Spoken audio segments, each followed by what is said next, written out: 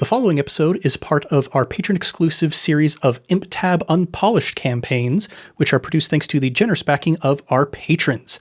As you might have been able to guess from the name, this episode isn't going to be as polished as the usual episodes we release, but if you end up liking what you hear and you decide you want more, you can get all of our bonus content for only $2 a month at patreon.com/improvtabletop, including the video versions of these unpolished campaigns. Much love and stuff. Now, on with the show. What's shaking, everybody? Welcome back to another episode of Ep.2 Unpolished, Miceborn, the Mausritter Chronicles. I'm Ned Wilcock, your host and GM, and today I'm joined by... Caleb Anderton, here to observe and protect. Christian Randall, here to get rich quick. Connor Wood, choreographer of Mice and Meese. Thomas, Messiah Complex. Yes. So, our astute viewers may notice something different about this recording already. So, due to time shenanigans and scheduling shenanigans, we realized that Thomas's time is needed for a very special secret iCast Fireball project that we can't talk about yet. And as such, we have reached out to the other person in the cast who is ridiculously obsessed with Brandon Sanderson, Caleb, who will be taking Thomas's place at some point during the course of this campaign. So, that is... I'm sorry, guys. We will see if you can live up to the Messiah complex that Simon is leaving behind. That's right. But does Simon actually... You know, does he? Yeah. Does he himself have a Messiah complex, or is it just everybody else projecting onto him? Right. A la Life of Brian. Life of Brian. Oh my gosh. Another quick note that I want to talk about is a little bit of sort of the continuation of this story from the Fate campaign, because I didn't actually re-listen to the Fate campaign before we started recording this one. What? And I forgot a lot of stuff. So, I hate listening to my own content for some reason. I have no idea why. I'm the same way. Mm-hmm. So, with that it's a in Messiah mind, complex. Yeah. Like I said in episode 1, this is going to be kind of a splinter universe. Some things will be the same, some things will be different. I have, since I've gone back and re-listened, done some adjustment so that the story will hopefully be a bit more in alignment with what we had previously. You know, we have Mustel the Stenchful Ship is out there. The moon presumably has fallen. So part of our journey is going to be figuring out what impact that has on the world that we're living in. We're keeping that as canon? You know? Yeah, it's important. Yep, we're going to hang on to that. And now we and Gotta be done, man. You gotta keep that fallen moon. Yeah. Yep. And now we just figure out how the world has changed because of it. And also, like, the breezeway was kind of the most boring part of our campaign. So I figure it's just part of Milkstadt now. It's just like the cathedral that exists in town, but it's not like this bastion out in the middle of nowhere kind of thing. Right. But yeah, some things will hold true to what happened previously. Some things will be just different depending on the whims of the story. But yeah, let's go ahead and recap real quick what happened in our last session. In the library in the village of Milkstadt, we met our new heroes who are going to be saving the world from the evil Lord Mueller. Our two gamblers on two opposite ends of the dignity spectrum, Myles Turkic, who he's okay, Simon Buckthorn, who is the savior of this world. He's going to make sure that all of us are able to stand up to the Lord Mueller and will be the last one to stand upon the ashes of all of our bodies when Bones is long dead and gone. And also Dross is there. He's the librarian. He was the one who introduced them to Bones, the Javelina, who is leading the rebellion. He doesn't really understand how to lead a secret organization, so you gave him some tips on how to improve the situation there. But he also introduced you to the stakes of the worlds that we are existing in, and introduced you to some of the locations where there's some especially interesting things happening. And so after looking over his map that he gave to you, because, I mean, he's not using it anymore, you decided that it was He's time. so great. He's so great at espionage, this guy. Yeah, like, oh, here's the this map. truly. Just come on in. Come on. You all decided that the first place you wanted to check out was the wreck of the Vermintide, where rumor has it that Mustel the Stenchful had a great deal of treasure hidden away. And while you're on the way, you're going to check out the cow skeleton that is rotting just outside of Milkstadt. So that was what happened last time. Let's go ahead and pick up with our heroes. And as we go on this journey, we're going to kind of explain the rules of this game, the mechanics thereof, as we get to those points in the narrative. And so the first thing we're going to talk about is hex crawling.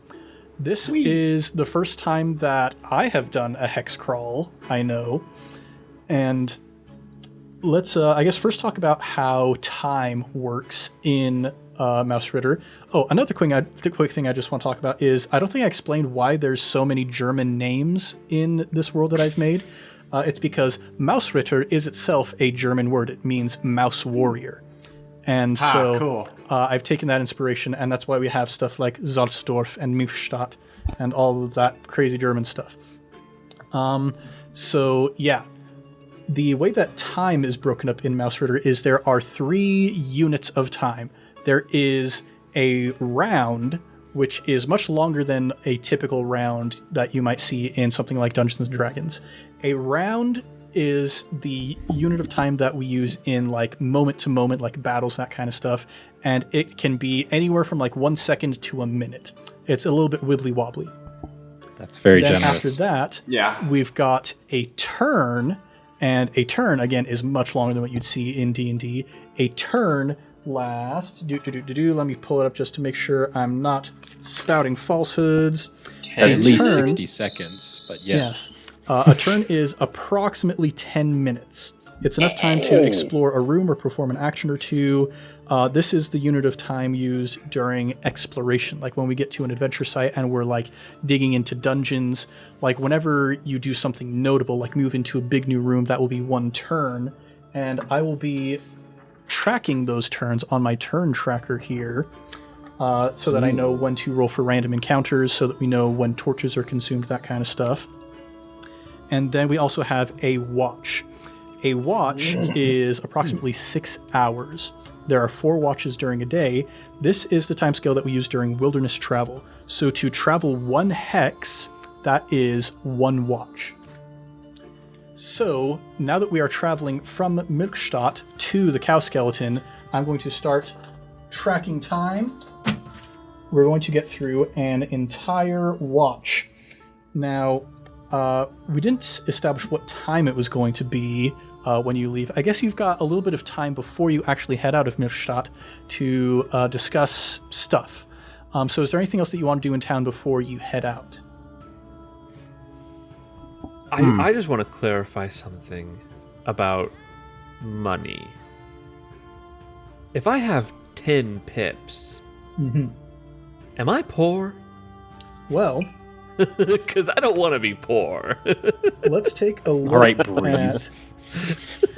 I have 16 pips, and I'm just a librarian, so like... Oh I don't know, no, man. I think I'm one of the poor. I have so You sound Oh, yeah. quite poor. yes. Here's some examples of how much things cost. If we look at like food, an average meal, that's 2 pips. Oh, yeah, you're poor. You're Yeah, so dude. poor. You're I not can gonna have last a day. 5 meals. I'm great. A private room in a hotel for the night, that's going to be 5 pips. And then some various other stuff that we might be looking at. Like if you're going to get yourself a set of loaded dice, like each of you has, that's 5 pips. A tent is 80 pips. A water skin is 5 pips, etc. Whoa! Yeah, that's... 80 pips is a tent. Yeah, so you guys are definitely poor. hold You on. wanna Highway robbery. you definitely want to get more money. Caleb. 80 pips is a tent. But you can spend... Was that 5 pips for a night in a nice hotel? Yeah. For a private room in a hotel as opposed to a bunkhouse bed for 1 pip per night. So Man. a normal Tents hotel are- compared to a hostel. Yeah. Yeah, that's I'm poor. like I've actually over the past couple days been trying to wrap my head around like how they make things cost in these fantasy games, because like the scale from a single meal to buying a tent feels a little bit. Yeah, that's inflated. How much is a house? A house? I guarantee that's not on there, but 1 billion pips. 1 Well, billion pips. There are rules for constructing stuff. If you have a warband of hirelings, then you can build buildings. That's awesome. I love that. People probably don't care too much about the economy. Too bad. This is now. This is I our do. fantasy. This is a civ Yeah, game. right? This is our fantasy. Yeah, and that's another good point. Do what we want. I mentioned that there are hirelings. You can Yeah. hire other mice, other critters to help you fight, to help you carry stuff, etc., etc. Having hirelings to help you carry stuff might actually be a really good idea because you only have so much room in your inventory. Yes. And if you're picking up treasure from one of these adventure sites, then you'll want to have some help carrying There we it go. back. How much would a pack hireling be? So if you just want to get an average laborer, they have a wage of 2 pips per day. If you don't pay them their wages, then they might defect. They might. Yeah. Right. There you go. Now, the way that you recruit help, so like, let's say if you are looking around to Milkstadt to try and find somebody who can just help you carry stuff, you would make a will save or pay 20 pips, and then you would roll the number for an average torchbearer or a laborer or so, like just a torchbearer, just somebody who can carry stuff for you, you would roll a d6, and that is how many of the type of hireling is interested in employment. Okay. Now, real quick, I mentioned making a will save. That's another important thing to keep in mind with this game is you don't make ability checks in Mausritter. You only make saving throws to avoid bad stuff happening to you. Yes. That might inform you a little bit as to the potential lethality of the game that we're dealing with here. I would like to look around because last we left off, we were still in the hideout, correct? That we were was just where we left leaving. you, yeah. Yeah. I'd like to just kind of look around, and I adjust my Baby Bell monocle, and I would like to go ahead and tap my luck. I've stored up 1 bit of luck, so I'd like to tap it now to try and find us a hireling to bring with us. All right. And there's not any like aiding another person because I would like to get some sort of hireling as well. And whether if I Yeah. can't help find one, I might contribute pips to get Well, hirelings here. I roll a will save, I believe, now, right? Yeah. So in answer to the question of like making it potentially easier to do something, that is one of the core tenets of this game is that dice are dangerous. If I'm asking you to make a saving throw, it is to avoid a negative outcome, whether that is something that's physically dangerous or maybe it could be giving up your position in a stealth situation. Maybe it is losing favor with somebody that you're trying to negotiate with.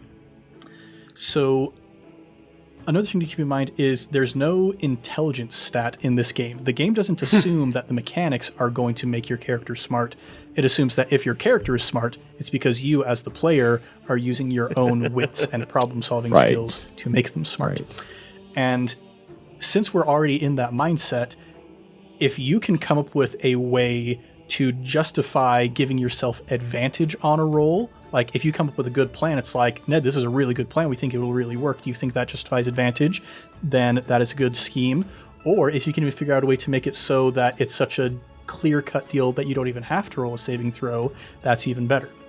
So that's kind of the big mentality shift that we're looking for with how we approach this game in particular. So in that case, I might since Dross and I we've worked together and understanding like, hey, we're not going to be carrying our own crap, right? Like, No. we Look need at these some little people. So I might be like, purposefully saying aloud to where, as we're passing like a group of people, like maybe some younger individuals, purposely like pull Dross and kind of like gesture my head and be like, Dross, it's real excited. It's a shame. I was hoping that we could get as much from this horde as we possibly could, but you only got 2 hands, you know what I'm saying? I know what you mean. I know what you mean. And they are not very strong hands. Yeah. I do have some money, so if we find anyone with hands that are strong, we should have them come along with us. I mean, it would be great, as I'm like purposely trying to like raise my voice or like direct it towards people, grabbing attention, be like, man, it's just, could you imagine? I mean, you were telling me about all of the treasure that we could possibly find. That's right. The food, the preservative the gold, food, the gold, pips, the gold pips. the cans, and like the cheeses. I mean, the fine cheeses. Oh man, I mean, what are some of the? I forget everything that you're listing off. We're trying to list like all these like really attractive items that like that people might perk up at. All right. So with this assistance, we'll go ahead and let Miles. You can roll with advantage without tapping your monocle at this point. Perfect. So I'll see them assisting me, so I won't tap my luck. Mm-hmm. Yeah. So we have 3 stats in this game. We have strength, dexterity, and willpower. And when I ask you to make one of these saves, you roll a d20, and you're trying to roll a number that is equal to or below the number in your stat. Okay, my will is a 7, which isn't bad. And I rolled a 7. Okay. So meets it, beats it. I just barely met it. Yeah, so this is another interesting switcheroo in this game is we're rolling d20s, but the 1 is the best result you can get in this game, which might be an encouragement to some of our listeners who roll poorly frequently in D&D. I feel like I'm gonna have an advantage in this game because D20s tend to just not be high for me. Yeah. So with that in mind, you have successfully completed this will save. So we're just looking for torchbearers, people who can carry stuff for you. So go ahead and roll a d6 to see how many of these torchbearers are willing to join forces with you. All right.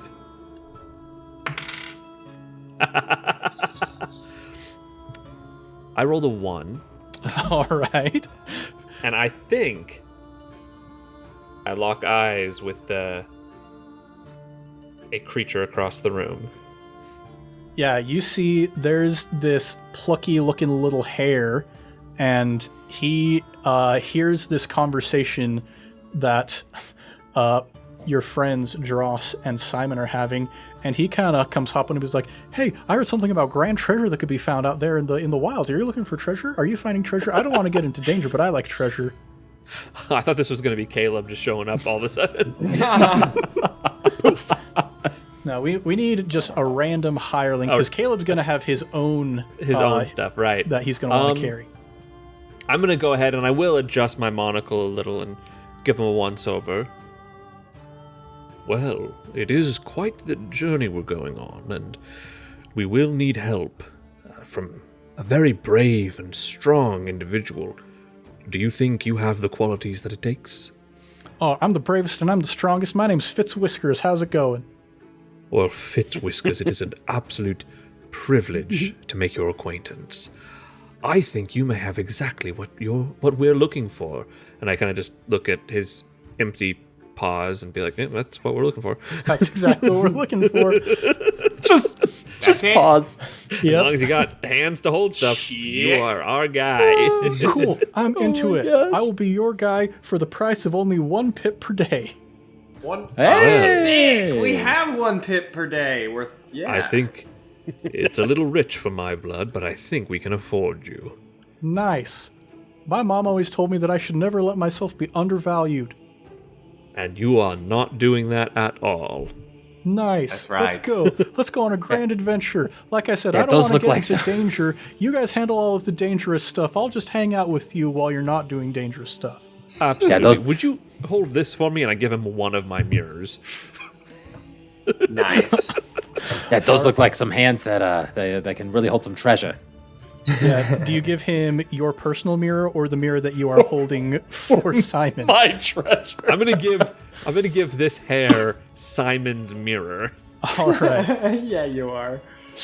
I'll go ahead and put Simon's mirror onto Fitzwhisker's page. I'm trying to remember, did I talk about how inventory works in the first episode? I believe. Yeah. No, I don't. I think we did that before we started recording. Not whatever so it much. Yeah, I was. think it was started. Regardless, I'm sure Caleb would like to hear. Yes. Yeah. Yes, Christ. please. So I usually don't care for inventory systems and like encumbrance in RPGs, but this one has a Resident Evil 4 kind of flair to it that Yeah. really speaks to me.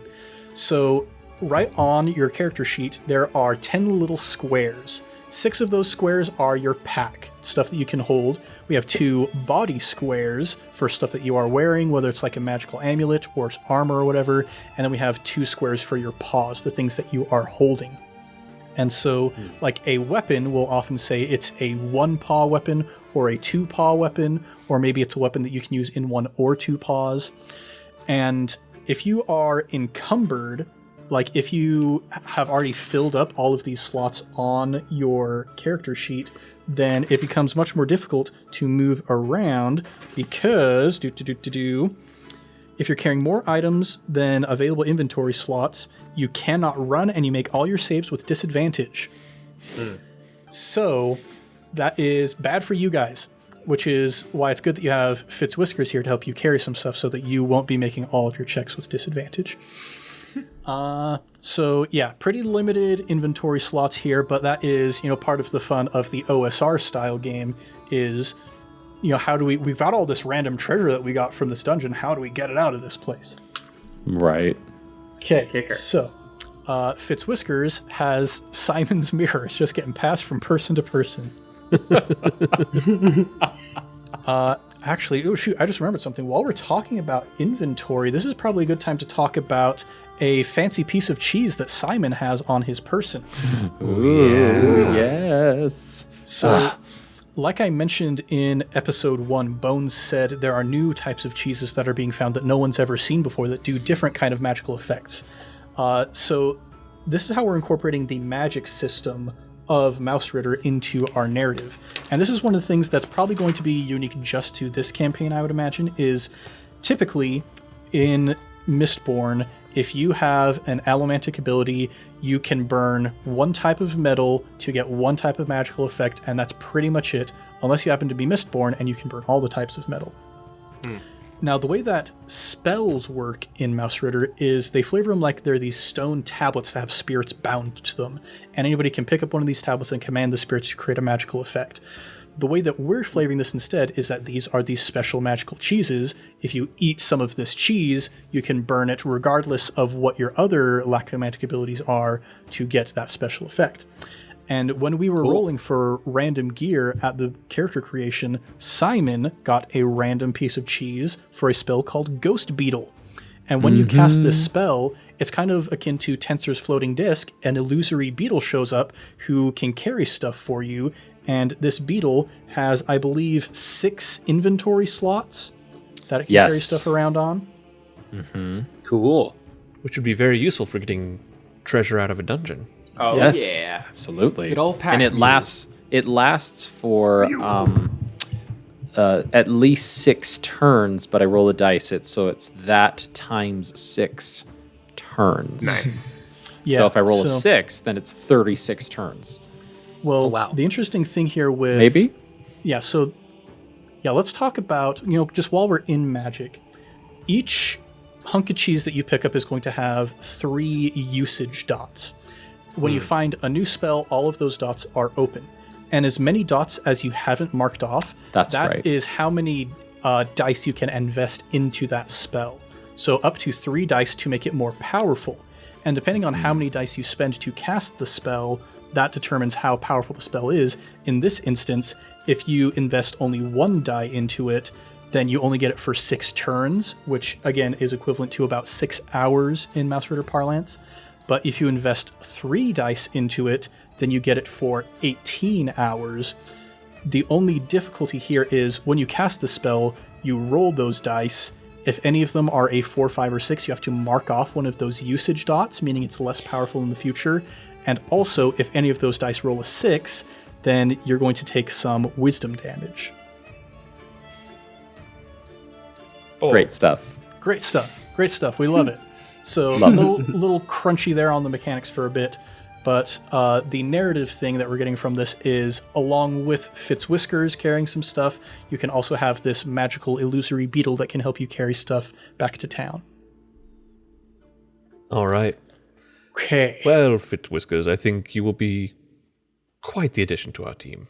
But I'm with already that, quite the addition to team. It's not that I will be quite the addition to your team. I'm already pulling my weight around here. I'm already carrying the single mirror. Look at that. right you are, an absolute treasure you are. But I think it's time we head towards the cow skeleton. All right. So, now that we are beginning our hex crawl, as you... what time of day do you feel like you want to head out from town? I think by cover of night. I was actually thinking nighttime as well. With the All shadows. It's safe in the mists. So, we are going to start at sunset. And when you are traveling through the wilderness, I roll for a random encounter at sunrise and at sunset. So, we're going to roll for a random encounter as soon as you leave town. The mists are beginning to roll in. Who knows what is out there? Keep an eye out for Chondras. Yes. If I roll a 1, then an encounter happens. If I roll a 2, then you get an omen of that encounter. I rolled a 2, so you're not actually going to run into this, but as you begin leaving town, you can see way off in the distance.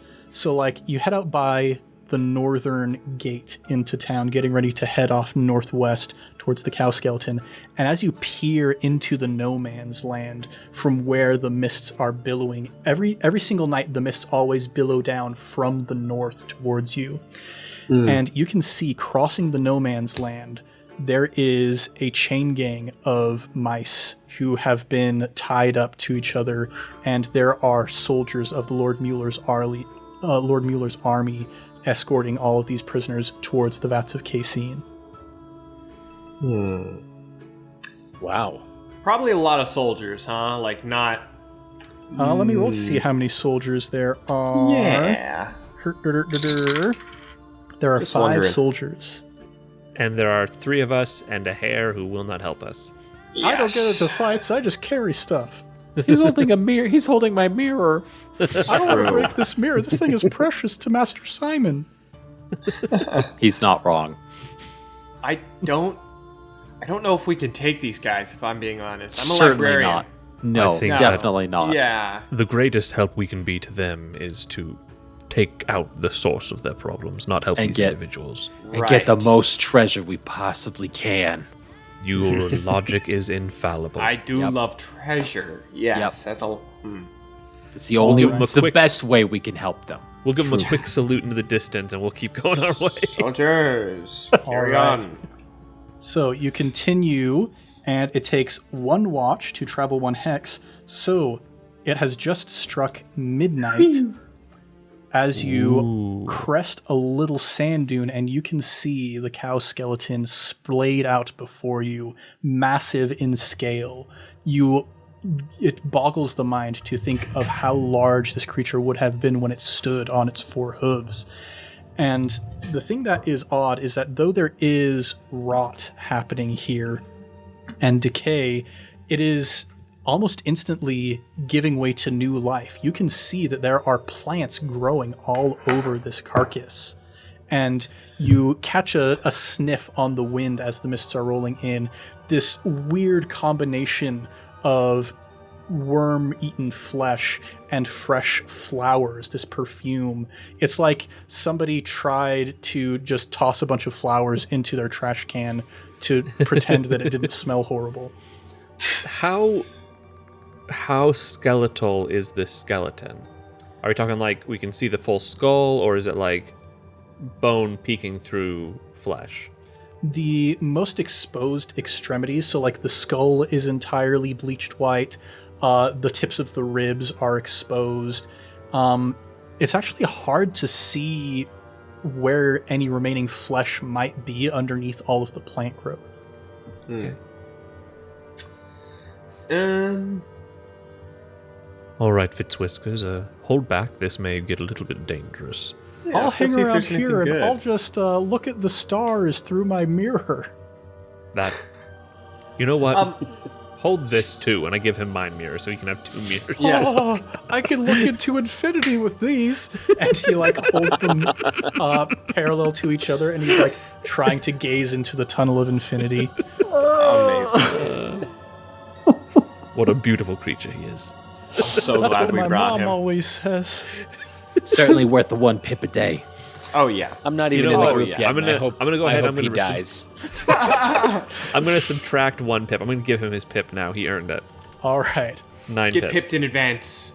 Well, speaking, Caleb, of you're not even in the group yet, the rest of you, as you begin approaching to this cow skeleton, you can see like you crest another little dune, and on the dune just ahead of you, peering over at this cow skeleton, is a creature that we're going to roll for right now to see who he is.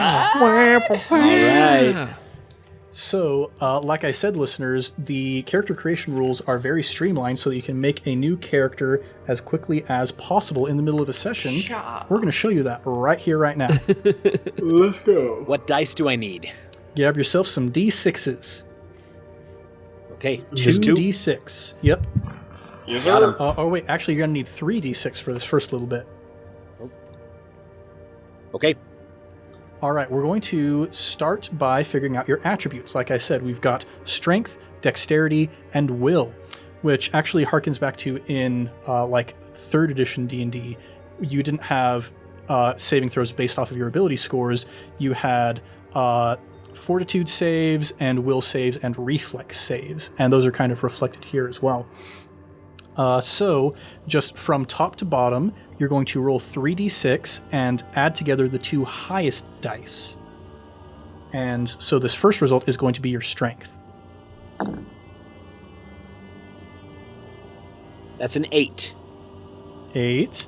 I think that means you have the best strength of anybody in the group so far. Yes, sir. Oh, absolutely. That's good. All right. Now we're going to do the same thing for dexterity.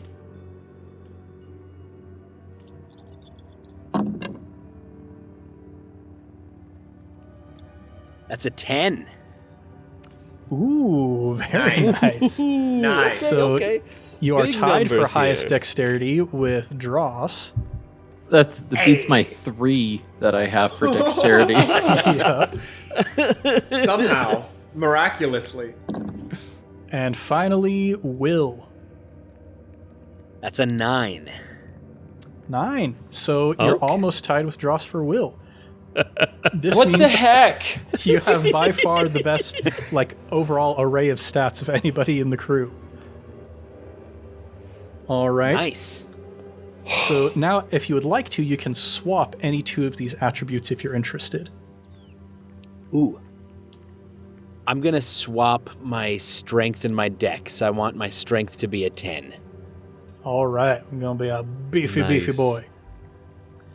Now, we're going to get into hit points and pips. So you're going to roll a d6, and that's how many hit points you have. Oh boy. Just 1? Yeah. 1d6. 5. 5. All right. That's not bad at all.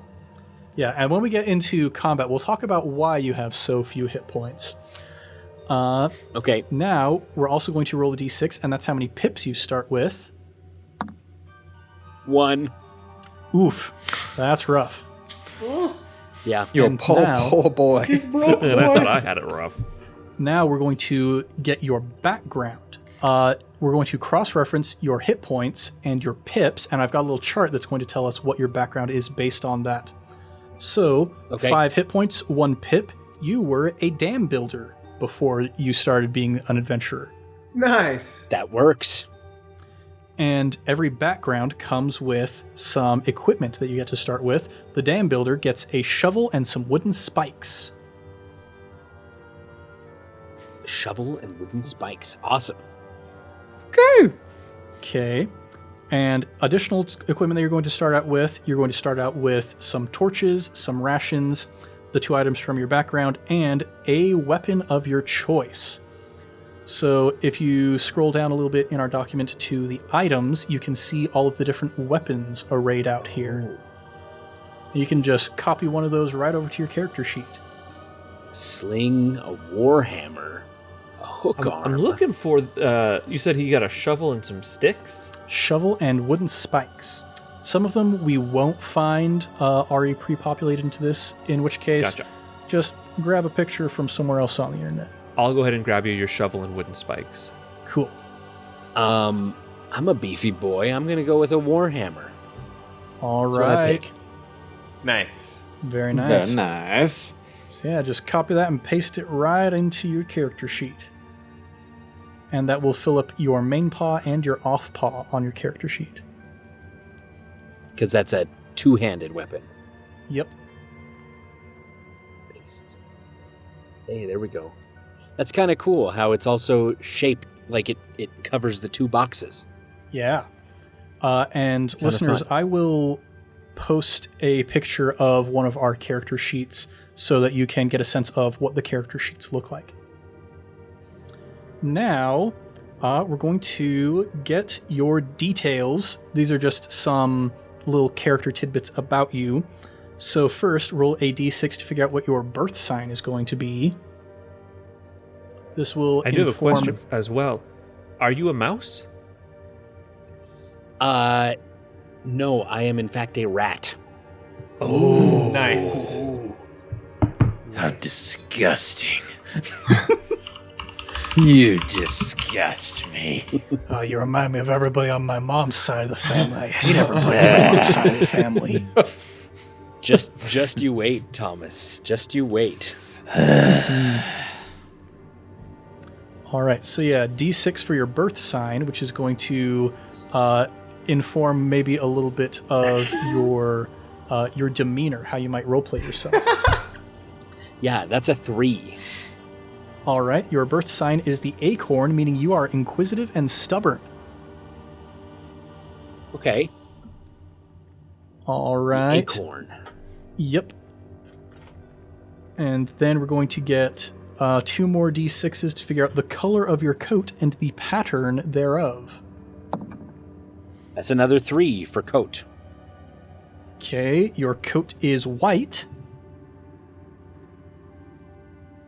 Lots of pale boys here in this campaign. Oh, That yeah. is correct. And another one. That's a 4. It is banded is the pattern. Ooh, nice. So almost kind of tiger-like. Yeah, or like one of those old-timey jailbird suits is what I just pictured. Ooh, nice. Okay. And then we're going to get an additional unique physical detail for you. So we're rolling 2d6 almost like a percentile. So roll 1/6 to be the tens place and 1/6 to be the ones place. Do I get to... I mean, it doesn't... 51. 51. You have night black eyes, just like our friend Simon. Hey. Ugh, disgusting. Interesting. You this works out rat. so well. Yeah. Rat. Getting big Chosen One Messiah vibes from this new character. Aren't we all? All right. Burn him. Okay. So that is all of our mechanics that we have filled out for our character here. And so yeah, listener, that's how you build a character in Mausritter. And also, if you just go to mausritter.com/mouse, you can click a button and it'll just make an instant character for you. Oh, that's fun. Yeah, so if you want to awesome. speed it That up was way even fun. faster. All right. Am I correct? If looking at your character sheet here, it appears your name is Scronch the Stout. Yes, it is. Very Good nice. name. And Scronch the Stout, do you feel like you are a lactomancer? Yeah, I think he probably burns some Parmigiano. I'm probably a thug. Nice. we go. Make the There strong you boy go. even stronger. Mm-hmm. Yep, so burning this will allow you to increase your muscle mass, your physical abilities. Yeah. So, yeah, you guys, you're traveling in and you peer over one dune, and Simon instantly are like, oh, what is this disgusting creature down there? And my ear kind of twitches, perks up, and I sniff the air, and I turn around, and this huge grin just splits my rat-like face, and I say, Simon, it's so good to see you! It's your Uncle Scronch!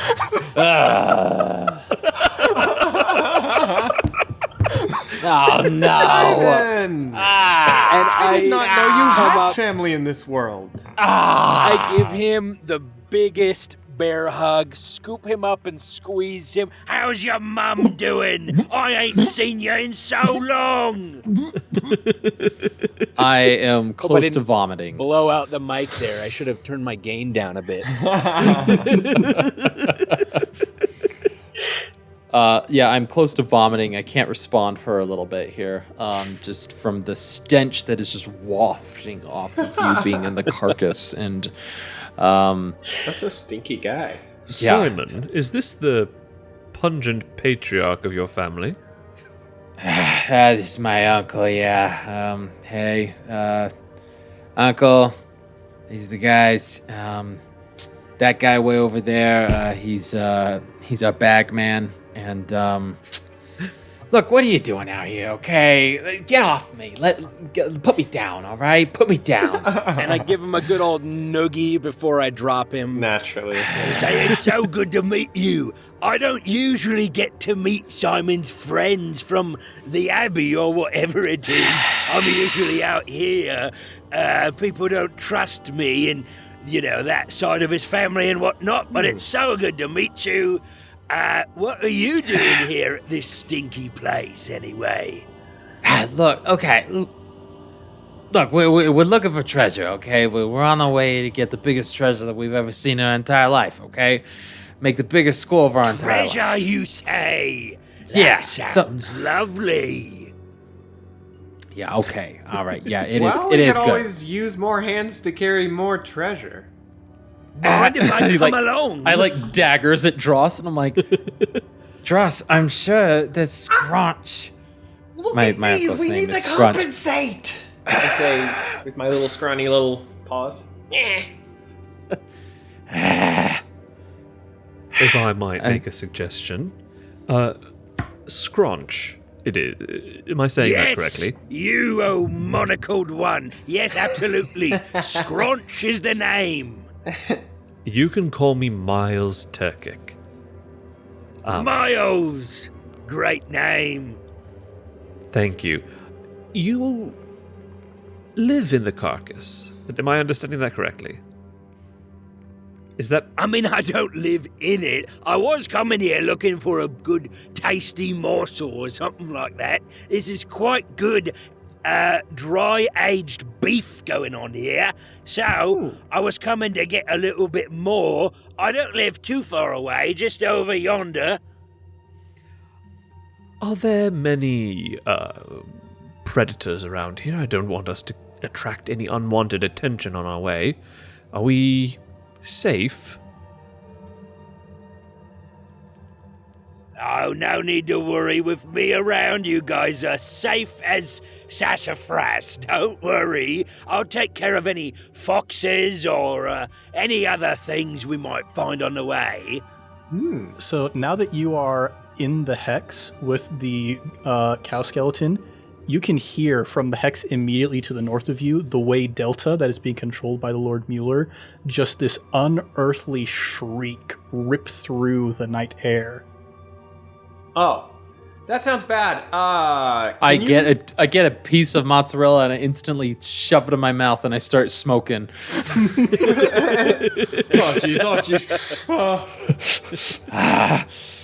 Yeah. Yeah. So you can take foxes.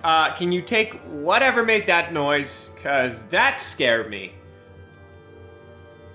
I'm not sure if I've ever heard that particular noise before. So God, I that's guess just I don't know great, until I run Scronch. into it. Scronch, that's just great. You're out here. You're supposed to be the expert here, and we just Why gotta. don't- Why don't we all just follow me for a moment, if you would? Scurry. And I'm just gonna get on all fours and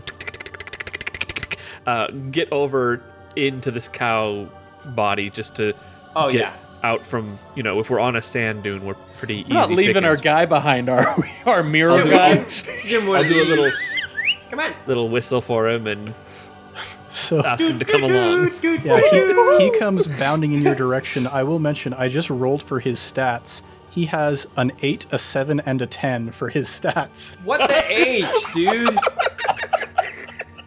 This guy. Listeners, if you don't recall, I legitimately rolled a 5, a 3, and a 6, and here everybody is just like, you know what? We want to be characters for more than one Thomas is playing episode. We're Mausritter gonna roll on a hard 10.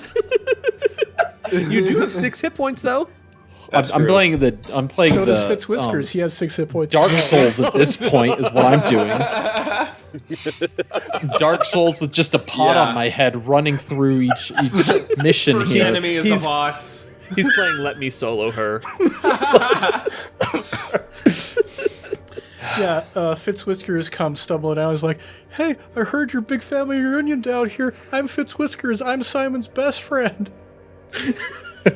No, he's not. He's not. My mozzarella stick's already halfway gone. Fritz Whiskers, it's Just so my whisk- good to meet you. Oh my gosh, Scronch, shut up. We've got a monster headed our way, okay? What was that, Simon? I didn't rightly hear you. I said shut up. With this, since it's night and we get in there, I'm assuming it's pretty dark. Yeah. As we enter, I'm gonna fumble around for a bit and then I'm gonna light my torch. All right. Oh, yeah, cool. We need those. Yeah, so the way that tracking torches works, because these torches are consumables. Again, normally I don't care to track consumables in this kind of way for something like D&D, but it's part of the fun of this OSR game. So, a torch, we mark usage every 6 turns. So it is midnight at this point, and so we're going to start, I'm going to start marking on my turn tracker.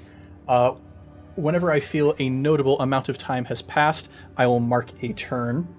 So I think it was a notable turn to meet Scronch, and now we're entering into the carcass. Going to mark another tick there.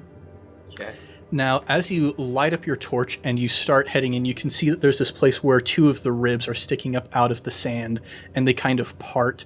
And you can see that the overgrowth is kind of vines are weaving in between some of the ribs up top, creating this situation where the inside is largely kind of covered except for a single slit across the top where moonlight shines down, casting a bright white streak, burning this light across the ground in the middle of this skeleton. And as you begin entering in, you can hear from inside kind of a splashing noise almost. And you hear a voice from in there going, "Delightful, milky, creamy." Oh, I boy. hate everything about this. This is a yellow bucko, but he sounds less scary than whatever made that that cry earlier. So I'll raise the torch and I'll step in and I'll just say, "Ho there, be you friend or foe?" And you turn around one of the ribs, and you can see now light gleaming off of it like a pool of molten platinum is this pool of milk in the center what? of this cow skeleton. And you smell no rot coming off of this. This milk smells fresh. And you can see there is, leaping off of a rock into this pool of milk, is a toad. He splashes down into the milk and kind of swims a little bit, and you call it be friend or foe. And the head, like just the two eyes, suddenly up over the surface. And you see a little stream of bubbling kind of appearing from beneath where the eyes are poking out, and it begins moving slowly towards you. He didn't happen to be singing anything about the forbidden pool. Oh, nice and cool, so creamy, sweet. Lick the milk, so creamy, sweet. I'm going to take a step back and put a hand on Simon's shoulder. Simon, why don't you go take a look at that? You should look at that. This looks like your expertise, Simon. You just seem so confident and I capable. barely have any mozzarella left. He's like, it's a stogie. He's like, Yeah. Yeah, okay, yeah, sure, fine, whatever. You know what? Your all right, Uncle Miles. Scronch No, I is got here it, to I got it. protect you.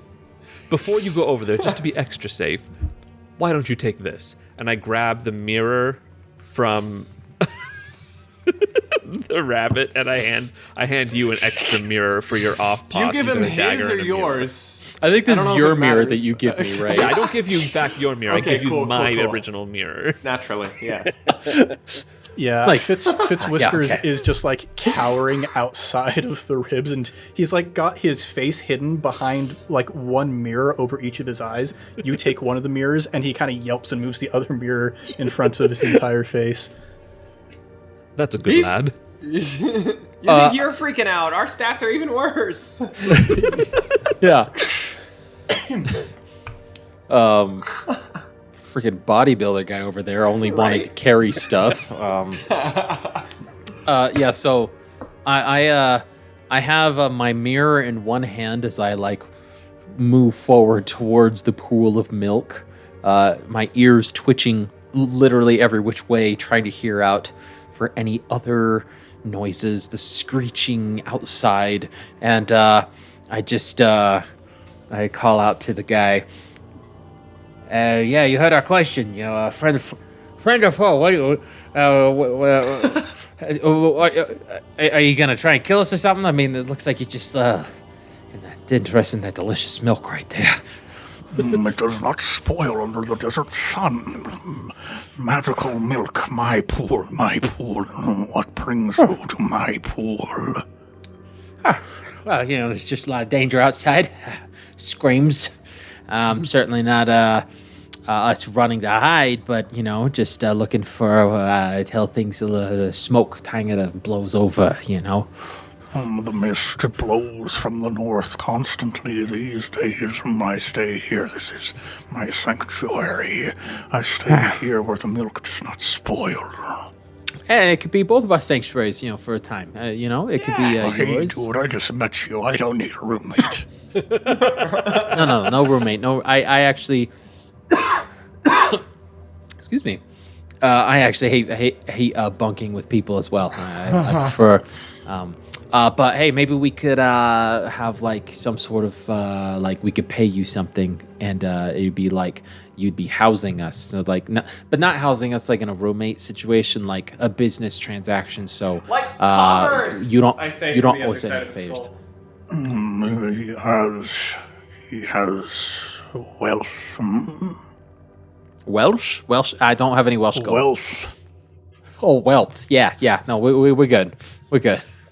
Go ahead and roll me a will save for your charismatic abilities, I think. What happens if he fails, and what happens if he succeeds? Look at my will. It's not good. It's not What happens if he It's fails, and what happens if he not good. succeeds? If sure I you die, actually. If you succeed, then he'll enter into negotiations with you. If you fail, he's gonna try and stab you with his spear.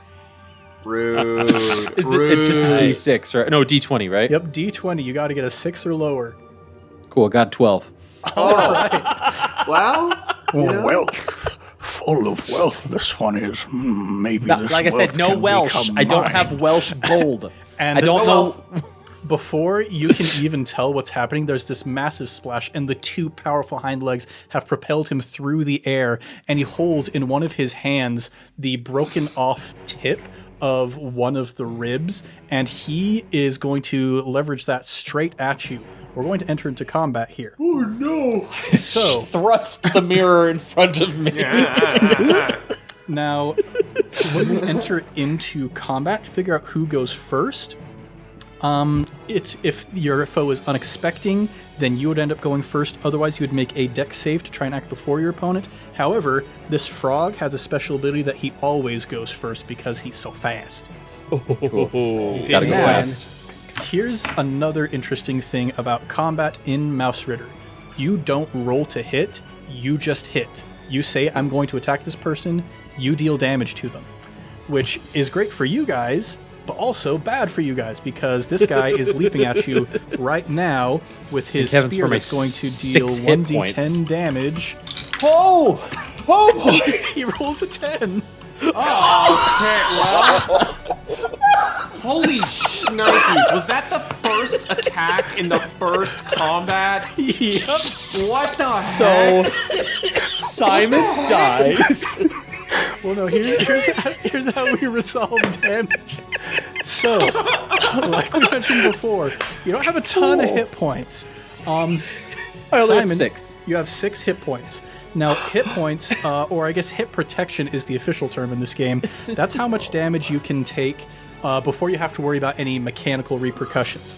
Now, you lose all 6 of those hit points, and the remainder of this damage is going to go directly into your strength score.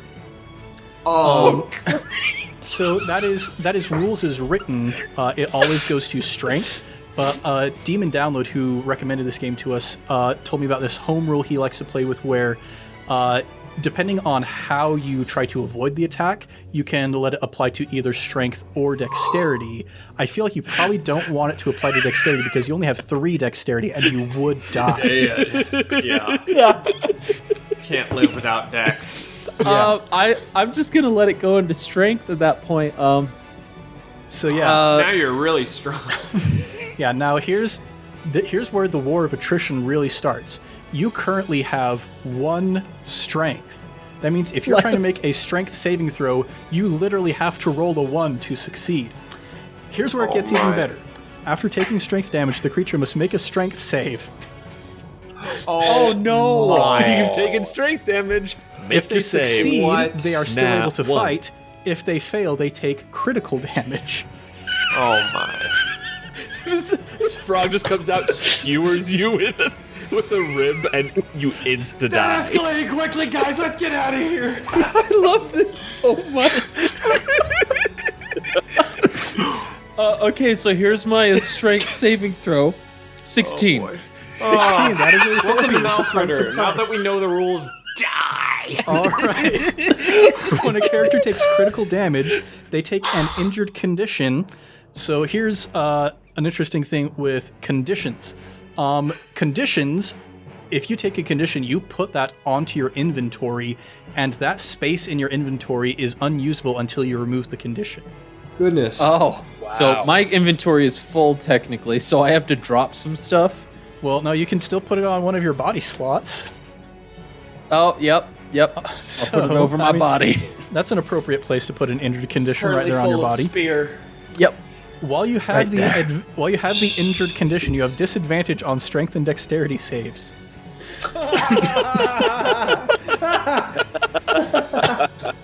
That's so mean. That's exactly what I need. Brutal, guys. This is brutal. This game is lethal. This frog's an inquisitor. Yeah, so you take an injured condition and you are incapacitated until you are tended to by an ally and take a short rest. If an incapacitated creature is left untended for 6 turns of exploration, i.e. 6 hours, they die. Oh. So, So this frog just jumps out of nowhere. It just goes for me, and I hold up my mirror, and he just like stabs me like through the heart, basically. and pins And I you just to go, the ground on the sand. I just go, I'm dead! I fall. As you fall, the music starts playing. Who can say where the wind blows? And you see, it's kind of like in the first Lord of the Rings, that scene where they're taking Frodo to Rivendell so that he can be healed. And it's like the faces coming in and out of focus. You see Bones' face appear on your vision. Bones is coming for you. Save us all. Bones is Elrond. You will be the savior of this world against the Lord Mueller. And I just. Yep. So, the frog has taken his turn. Now the rest of you get to go. Wow. Yay. How many inventory slots does Simon take up? His body. Just me. Just me as a body. Yes. You could take all of his stuff for sure. No, I just want to. I'm like, Simon! I just want to put him in my pocket, but I'm not gonna because there's a fight going on. Can I hit this guy? Can you hit him? With like a sword? My sword? Yeah. Go ahead and so you've got your snake fang that you picked up during our practice session. Yeah. So Is there any? what's that? Is there any initiative that we roll to figure out like who goes first or anything? Oh, yeah, might be. So I it's just kinda all assumed. based on sides. So frog goes, you guys go. Frog goes, you guys go. But within this round where it is your turn, you can go in any order you want to. Okay. Now, Simon... No, not Simon. Simon's dead on the ground. Dross. He's okay. He's gonna make it. He's gonna make it. So, you have a snake fang, which is a magical sword. And typically, this is, since it's a regular sword, it does D6 with one hand, D8 with two hands. You're wielding it two-handed. Aye. If you deal critical damage with this fang, you deal an additional D6 damage directly to your opponent's dex. Critical would be like an 8. So critical would be if you hit him, deal strength damage to him, and then he makes that save. If he fails, he takes critical damage. Oh, love it. Okay. So So I unknowingly just chose the worst, option for me to take damage to. all right. Yeah. So I'm gonna roll a D8 to. Okay, I guess, actually, here's what I'm going to say. You, while you're dealing damage, there are two conditions you might have. You could be either impaired or empowered. If you are empowered in a situation, maybe you're attacking and they don't know you're going to be there. Maybe you are you have the high ground on them. You deal a d12 regardless of what your weapon's die is. If you're impaired, maybe you've like got one arm tied to the ground and you're trying to hit. You deal a d4 regardless of what your damage die is. This little Frouge here is currently rifling through Simon's pants, trying to get whatever like money he can get out of it. Yeah, he's like, Immediately This guy to the needs pants. to die. Right to the pockets. reaching into your pockets. Oh, what's this? Pulls out your rations, starts chomping on them. So he does not know that you are there. Yes. So I'm going to let you roll with empowered damage. So roll a d12. Oh, on this. heck yeah. Okay. Come on. So Nat 12. Come let's see. Come on. Come Could have been better. Could have been worse. I got an 8. An 8. That's pretty good. That is pretty good. So this here Frouge has 6 HP. So he's going to take 2 damage to his strength. He now is at 10 strength. He's going to make a strength save and rolls a 7. He succeeds, so he does not take critical damage. Lame. What is this frog made out of? Simultaneously, I mean, this guy came and skewered my nephew. So, like, as soon as that snake fang sword is out of the way, I am just wailing on him with a Parmesan enhanced double Yeah. odd hammer. Since you are burning your parm, I'm going to let this attack be empowered as well. Roll a d12. Oh Tell my gosh. me that that's not the first time that sentence has been said. That's the first time that sentence in the English language has been said. Since you're burning your farm.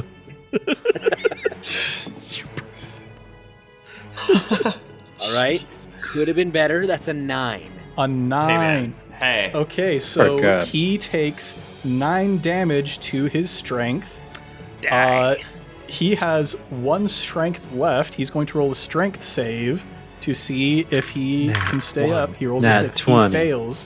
He takes critical damage, and he is incapacitated. Yeah. That's for killing my friend. Can I finish the job? Yeah. Yeah, you can just like step up with your what do you got? You got a dagger, just a little dagger. I have a spear. Oh, you have a spear. That's right. Hit him with the back of the spear like a club, and then go right for his pockets. See how he go for his pockets. Yeah. I would like to, after I knock him on the head, I'm gonna put the torch out. I'm gonna see by the moonlight alone in here, and I'm going to, with the help of my friends here, hopefully, drag Simon's body over to the milk. I want to put him in my inventory. I just think it'd be funny in there. I'm gonna bring him over to the milk. Drink, lad. Drink up. Simon, do you see my face?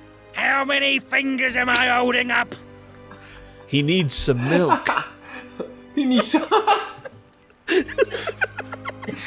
Oh my god. Shit. Oh my There's like a hole in his stomach. Get him some milk! Quick! Get him some milk! Oh my gosh.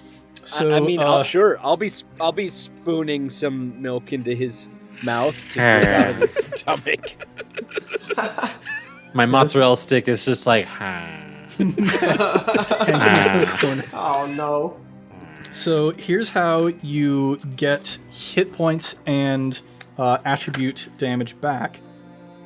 If you spend 1 turn, that is, again, just like 10 minutes or so, you drink a swig of water and take a few minutes to rest. That restores a d6 plus 1 HP. If you take a long rest, which is an entire watch, 6 hours, then you have a meal and some sleep to restore all of your HP.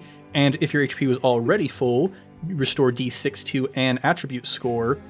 And if you take a full week of rest back in safety, that restores all of your ability scores and removes most long-term conditions.